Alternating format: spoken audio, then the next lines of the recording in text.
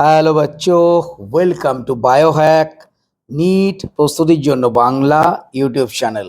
NEET পরীক্ষা যত এগিয়ে আসছে, এনটিএ এই বিগত বছরগুলোর মতো আবার স্টুডেন্টদের যে টেনশন দেয়া, নিত্য নতুন পরিকল্পনা শুরু করে দিয়েছে। তোমাদের আমি আগে বহুবার বলেছি যে তোমরা কিন্তু এনটিএর এই যে ট্র্যাপ, তাতে পা দিও না।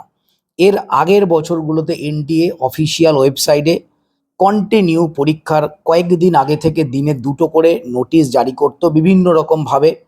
এইবার অফিসিয়াল ওয়েবসাইটের বদলে টুইটারকে বেছে নিয়েছে। তোমরা জানো কিছুদিন আগে এনটিএ টুইট করে যারা নিট 2026 অ্যাসপিরেন্ট তাদের উদ্দেশ্যে কিছু কথা বলেছে। অ্যাকচুয়ালি কথা বলেনি, তাদেরকে টেনশন দেওয়ার চেষ্টা করেছে। এনটিএ সেই টুইটে বলেছিল যে তোমরা যতটা সহজ সরল মনে করছো নিট এক্সাম, ততটা সহজ সরল নয়। এটা একটা কম্পিটিটিভ এক্সাম, এটা তোমাদের বোর্ডের কোনো এক্সাম না, বা বিভিন্ন রকম কথা এনটিএ বলেছে। কোনো একটা সর্বভারতীয় এক্সাম কন্ডাক্টিং এজেন্সি তারা এই ধরনের কোনো টুইট করে আজ পর্যন্ত কোথাও কোনো জায়গায় দেখা যায়নি। এবছরই এটা নতুন। তো যারা নিট অ্যাসপিরেন্ট, যারা নিট পরীক্ষা দেবে, তারা খুব ভালো করেই জানে যে এটা কম্পিটিটিভ এক্সাম, এটা কোনো বোর্ডের এক্সাম নয় অথবা কোনো স্কুলের এক্সাম নয়। তো সুতরাং এটা বলে দেওয়ার কোনো দরকার নেই।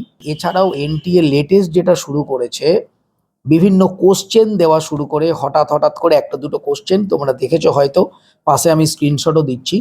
তো এই সমস্ত কোশ্চেনের মধ্যে কিছু কিছু কোশ্চেন এমনও থাকছে যেগুলো কন্ট্রোভার্সিয়াল। হয়তো এমনও কিছু কোশ্চেন দেবে যেগুলো আউট অফ এনসিআরটি। তো এইটা দেখে স্টুডেন্টরা হয়তো ঘাবড়ে যেতে পারে, টেনশন নিতে পারে।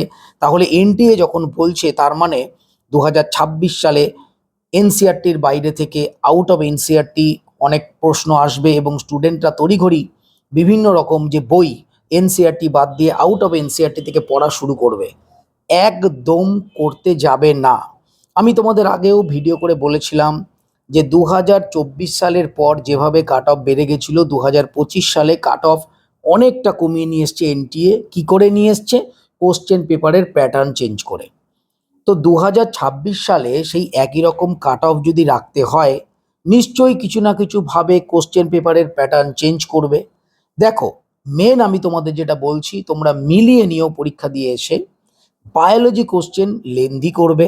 বায়োলজি পড়তে তোমাদের অনেকটা সময় খেয়ে নেবে।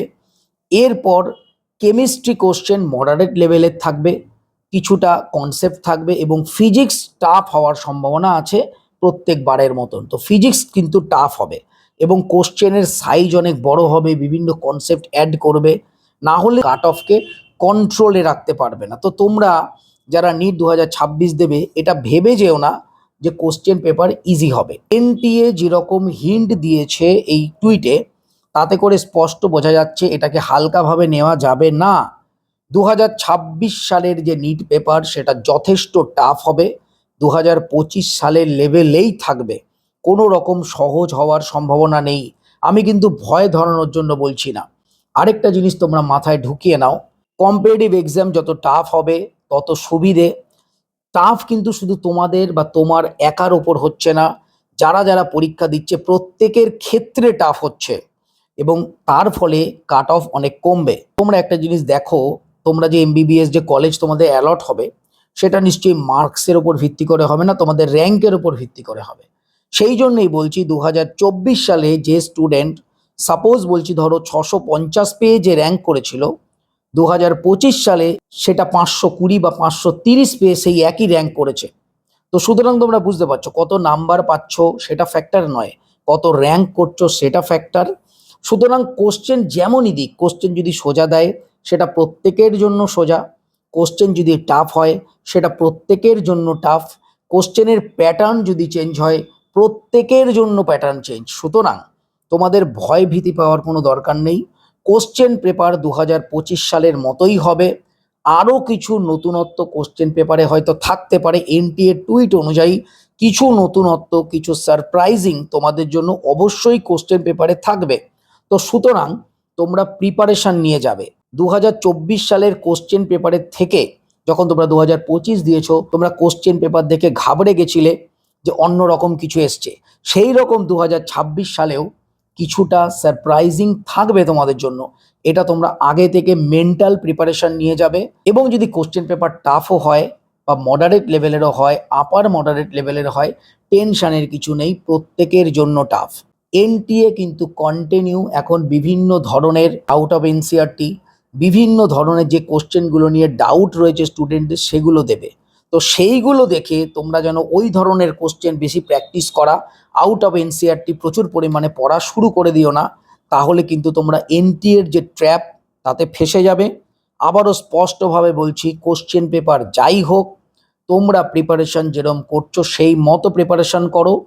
এনটিএ যাই বলুক যাই দিক, এগুলোকে সিম্পল নেগলেক্ট করো, এগুলোকে কোনো পাত্তা দিও না, এগুলোকে সিরিয়াসভাবে নিও না। এগুলো সিরিয়াসভাবে নিলেই তোমাদের পরীক্ষা কিন্তু প্রবলেম হবে, পরীক্ষায় তোমরা বিপাকে পড়ে যাবে।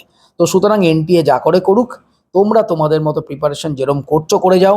এতদিন ধরে যেভাবে পড়েছো, টোটাল এনসিআরটি ওরিয়েন্টেড যেভাবে পড়েছো সেইভাবেই পড়ো, এদিক ওদিক তাকানোর কোনো দরকার নেই। তো সবাই খুব ভালো থেকো, মন দিয়ে পড়াশোনা করো, চ্যানেলটা সাবস্ক্রাইব রাখো, নোটিফিকেশনটা অন রাখো নিট রিলেটেড যাবতীয় লেটেস্ট ইনফরমেশন পাওয়ার জন্য। টাটা।